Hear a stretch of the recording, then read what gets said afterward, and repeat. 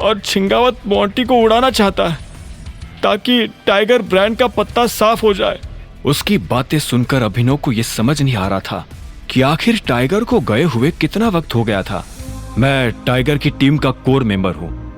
अभिनव का दिल ये कहते हुए तेजी से धड़क रहा था। इन लोगों को देखकर उसे यह एहसास हो रहा था कि उसे सिर्फ अपने पिता का बदला नहीं लेना था, बल्कि इन जैसे हजारों लोगों को लाइन पर लेकर आना था। उन लोगों को रवाना करने के बाद अभिनव फिर से बार में दाखिल हो गया था। अचानक से उसकी नजर अनन्या को ढूंढने लगी थी, लेकिन अनन्या कहीं नहीं थी। अभिनव को जब अनन्या नजर नहीं आई तो उसका दिमाग खराब हो गया। उसे सच में अनन्या के लिए घबराहट हो रही थी। तभी उसकी नजर उस डॉन पर पड़ी जो अनन्या के साथ बदतमीजी कर रहा था।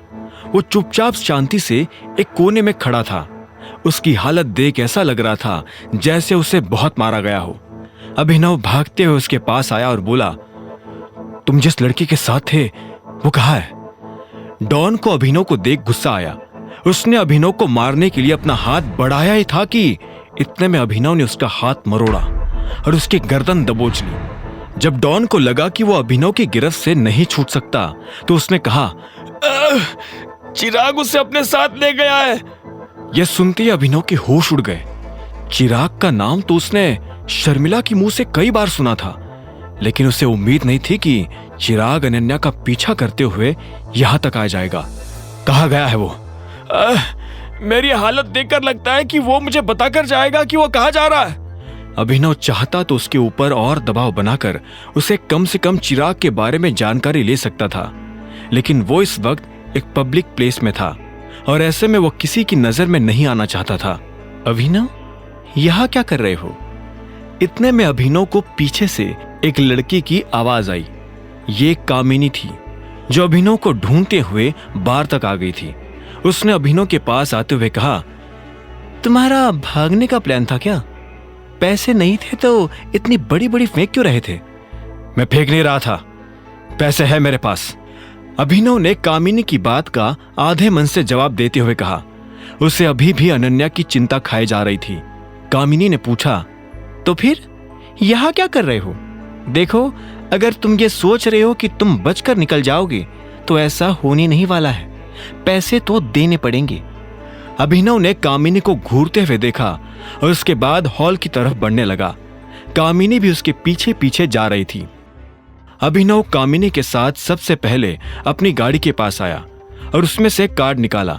कामिनी ने कार के ऊपर कोई कमेंट नहीं किया क्योंकि वो देख पा रही थी कि कार खटारा थी। बाहर से देखने पर वो गाड़ी कबाड़ लगती थी और अभिनव यही चाहता था। वो दोनों फिर से अंदर आए और रिसेप्शन की तरफ बढ़ने लगे। वहां पर पहले से एक वेट्रेस खड़ी थी।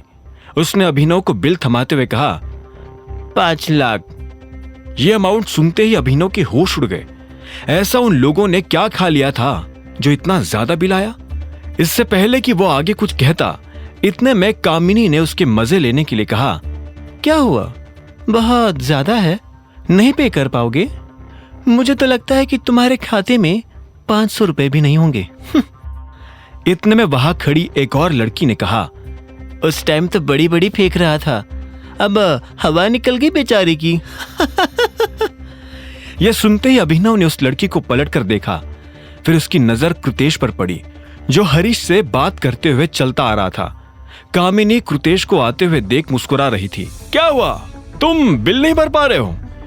इफ यू डोंट माइंड, मैं पे कर सकता हूं। वैसे भी मेरे लिए यह अमाउंट इतना बड़ा नहीं है, कृतेश ने कहा और मन ही मन में मुस्कुराने लगा। अभिनव ने उसके चेहरे पर मुस्कान देख ली थी। उसने अपनी जेब से कार्ड निकाला और वेट्रेस की तरफ बढ़ा दिया। जैसे ही कामिनी ने उसका कार्ड देखा तो उसके होश उड़ गए। Black card? तुम्हारे पास ये ब्लैक कार्ड कहां से आया? कामिनी ने कहा और अभिनव के हाथ से कार्ड लेकर उसे ध्यान से देखने लगी।